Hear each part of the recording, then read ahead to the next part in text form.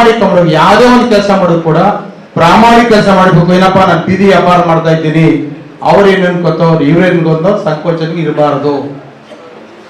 ಏನ್ ಕಳ್ತನ ಮಾಡ್ತಾ ಇಲ್ಲ, ಮೋಸ ಮಾಡ್ತಾ ಇಲ್ಲ, ವ್ಯಾಪಾರ ಮಾಡಿ ಜೀವನ ಮಾಡ್ತಾ ಇದ್ರಿ, ಅದ್ರ ಮೇಲೆ ನಂಬಿಕೆ ಇರಬೇಕು, ಬದ್ಧತೆ ಇರಬೇಕು. ಓ ಯಾರು ನೋಡ್ಕೊಬಿಟ್ರೆ ಹೆಂಗಪ್ಪ, ನೆಂಟರು ನೋಡ್ಕೊಬಿಟ್ರೆ ಹೆಂಗೆ, ಸ್ನೇಹಿತರು ನೋಡ್ಬಿಟ್ರೆ ಹೆಂಗೆ ಅನ್ನೋ ಮನವೋ ನೀವು ಬಿಡ್ಬೇಕು. ಯಾವಾಗ ಅಂಜಬೇಕು ಅಂದ್ರೆ ನಾವು ಮೋಸ ಮಾಡಿದ್ರೆ, ಕಳ್ತನ ಮಾಡಿದ್ರೆ, ದ್ರೋಹ ಮಾಡಿದ್ರೆ ನಾವು ಅಂಜಬೇಕು. ಹಾಗಾಗಿ ನೀವೆಲ್ಲ ಏನ್ ಕಷ್ಟಪಟ್ಟು ಮಾಡ್ತೀರಿ, ಬಡ್ಡಿಗೆ ಕೈ ಸಾಲ ತಗೊಂಡು ಬೆಳಿಗ್ಗೆ 10,000 ತಗೊಂಡು ಸಾಯಂಕಾಲ 1,000 ಕೊಡೋದನ್ನ ನಿಮ್ಮಲ್ಲಿ ಕೈ ಮುಗಿದು ಬೆಳ್ಕೊಂಡು ಬಿಡ್ಬೇಕು. ನೀವು 10,000 ಇಸ್ಕೊಳ್ಳೋದು, 1,000 ಕೊಡೋದು, ಅವನಿಗೆ ಸಾಯಂಕಾಲ 500 ಕೊಡೋದು, ನೀವು ಸಂಪಾದನೆ ಅಲ್ಲಿ ಹೊರಟೋಗ್ತದೆ. ನೀವು ಯಾರಿಗೋ ಆ ಬಿಸಿಲಲ್ಲಿ, ಆ ಚಳಿ ಗಾಳಿ ಮಳೆಲಿ ಯಾರಿಗೋ ದುಡ್ದು ಕೊಡಕ್ಕೆ ನೀವು ಹೇಗೆ ವ್ಯಾಪಾರ ಮಾಡಬೇಕು? ಹಣನ ಮಿತಿಯಾಗಿ ಬಳಕೆ ಮಾಡ್ಕೋಬೇಕು. ಹಣನ ಖರ್ಚು ವೆಚ್ಚ ಮಿತಿಯಾಗಿರ್ಬೇಕು.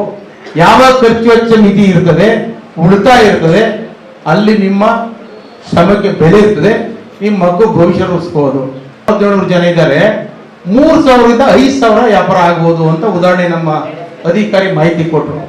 3,000ರಿಂದ 3,000 ಲೆಕ್ಕ ಹಾಕೊಂಡೆ ದಿನಕ್ಕೆ 51 ಲಕ್ಷ ರೂಪಾಯಿ ವಹಿವಾಟು ಮಾಡ್ತೀರಿ. ನೀವು ದಿವಸಕ್ಕೆ 51 ಲಕ್ಷ ವಹಿವಾಟು ಮಾಡ್ತೀರಿ. ಒಂದು ವರ್ಷಕ್ಕೆ 181 ಕೋಟಿ ವಹಿವಾಟು ಮಾಡ್ತೀರಿ 3,000 ಲೆಕ್ಕ ತಗೊಂಡಾಗ. ಅದ್ರೆಲ್ಲ 1% ಉಳಿತಾಯ ಮಾಡೋ ಪ್ರಯತ್ನ ಮಾಡಿದೀವಿ. ಹನಿ ಕುಡಿದ್ರೆ ಅಲ್ಲ. ಯಾವಾಗ ಉಳಿತಾಯ ಮಾಡೋ ಮನವು ಬರ್ತದೆ, ಖಂಡಿತ ಅಲ್ಲಿ ನಿಮ್ಗೆ ಮುಂದಿನ ಭವಿಷ್ಯ ದೃಷ್ಟಿಯೂ ಕೂಡ ನೀವು ಉಳಿತಾಯದ ಕಡೆ ಗಮನ ಕೊಡಿ. ನಿಮ್ಮ ಮಕ್ಕಳ ಬಗ್ಗೆ ವಿದ್ಯಾಭ್ಯಾಸ ಜಾಸ್ತಿ ನೀವು ಗಮನ ಕೊಡಬೇಕು. ನೀವು ಮಕ್ಕಳನ್ನ ವಿದ್ಯಾವಂತರ ಮಾಡಿ, ಬಡತನದಿಂದ ತಿರುಗಿ ಬಡತನ ಮತ್ತೆ ಸಾಯೋದು ಬೇಕಾಗಿಲ್ಲ. ಹೆಚ್ಚು ಮಕ್ಕಳ ಕಡೆ ಗಮನ ಕೊಡಿ. ನೀವು ಬೆಳಿಗ್ಗೆ ಎದ್ದ ತಕ್ಷಣ ವ್ಯಾಪಾರಕ್ಕೆ ಬಂದ್ಬಿಡೋದು, ತಿರುಗಿ ಸಾಯಂಕಾಲ ಹೋಗೋದು, ಅದು ಖಂಡಿತ ಮಾಡಿ. ಯಾವಾಗ ನೀವು ಮಕ್ಕಳ ಭವಿಷ್ಯದ ಬಗ್ಗೆ ವಿದ್ಯಾಭ್ಯಾಸ, ಏನಪ್ಪಾ ಮಕ್ಕಳು ಓದಿಸ್ ನಮಗೇನಾದ ಇರ್ಬೋದು ಅಂತ ಚಿಂತೆ ಮಾಡೋದು. ಇವತ್ತು ವಿದ್ಯಾಭ್ಯಾಸ ಇದ್ರೆ ಏನ್ ಬೇಕಾದ್ರೆ ಸಾಧನೆ ಮಾಡ್ತಾರೆ.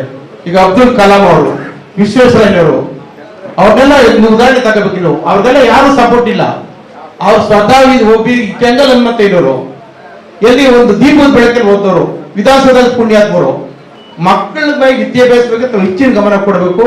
ಹಾಗಾಗಿ ಇವತ್ತಿನ ರಾಮನಗರದ ಒಂದು ನಗರಸಭೆ ಏನಿದೆ, ಸಾಕಷ್ಟು ಬದಲಾವಣೆ ಬೇಕು, ಕ್ರಾಂತಿಕಾರಿ ಬದಲಾವಣೆ ಮಾಡಬೇಕು. ಮನೋಬಂಧ ಅಧ್ಯಕ್ಷರು ಕೆಲಸ ಮಾಡ್ತಾರೆ. ಹಾಗಾಗಿ ಏನು ನಗರಸಭಾ ಉಪಾಧ್ಯಕ್ಷರು